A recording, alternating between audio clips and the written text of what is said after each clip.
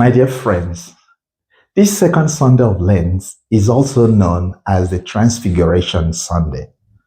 And I would like to talk to you about how every encounter we have with God transforms us and deepens our faith relationship with Him. Although I must also say, this transformative experience that I refer to is not the end by the beginning, but the beginning of a journey of faith.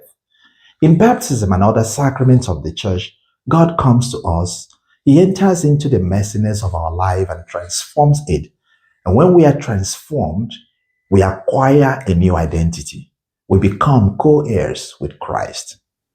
The first reading this weekend from the book of Genesis, chapter 15, describes how Abraham, a pagan patriarch, was transformed into a faithful believer in the one God, and he became the father of faith.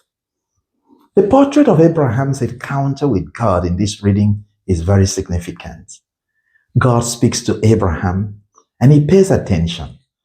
God promises to make Abraham's descendants as many as the stars of the sky and to give him a new land for his possession. Abraham listens. However, Abraham's faith is not passive. We see this in his question. How am I to know that I shall in fact possess it? In this instance, we see the faithfulness of Abraham questioning the faithfulness of God. Is it wrong to question God? Do questions have a place in the experience of faith? Now, to respond to Abraham, God told him to take a series of animals, cut them in two, and lay each half opposite its counterpart. Then at sunset, a deep sleep fell on Abraham. In a dream or vision, Abraham observes a smoking fire pot and a flaming torch passing between the cut-up animals. This was the making of the covenants with Abraham. In this covenant, God takes the initiative. And like a typical covenant, God indicates, may I be cut in pieces like these animals if I don't fulfill this promise. Thus, God demonstrates that he is willing to risk his very self so that Abraham and his descendants might believe. The rest is the story of God's accompaniment of Abraham's descendants as a special people and a special nation. In this accompaniment, God risks himself for the sake of his chosen people. Isn't this what we see in the death of Christ on the cross? My dear friends, although the journey of faith begins when God enters the messiness of our life to enact a covenant that transforms us, that journey brings us to the foot of the cross for a better and fuller understanding of God's love and his promised presence with us. The story of the transfiguration of Jesus, which we read in the Gospel of Luke chapter 9 today, reveals the glory of God's kingdom. Jesus' transformed appearance in the presence of the disciples is not because he is experiencing God's glory, rather because he is the divine glory. There are three elements I would like to draw our attention to in this narrative.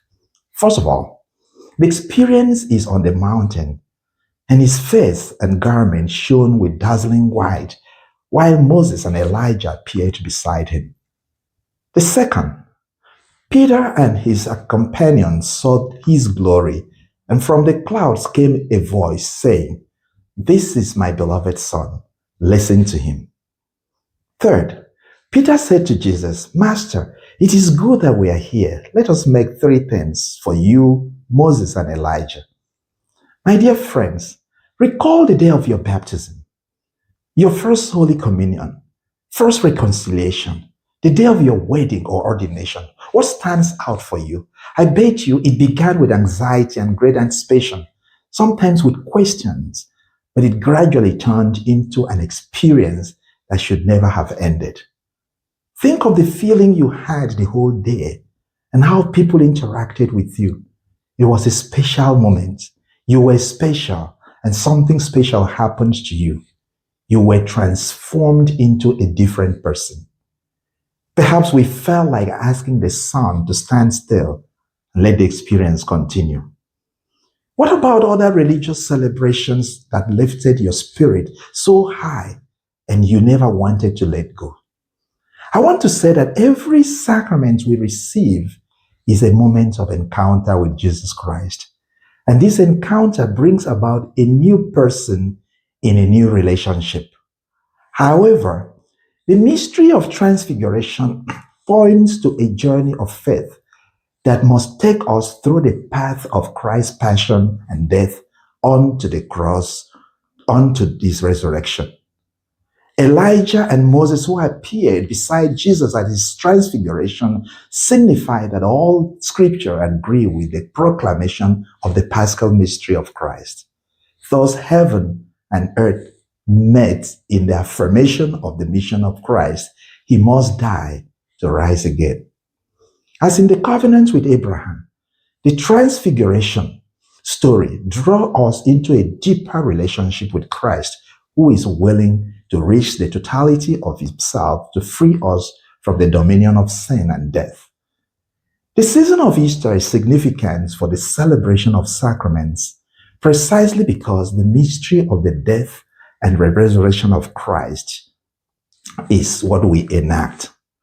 But during this Lenten time, we're invited to contemplate not only the transformative experience that is guaranteed during the celebration of each of the sacraments, but also our eternal transformation when our bodies will be transformed to conform with Christ's glorified body.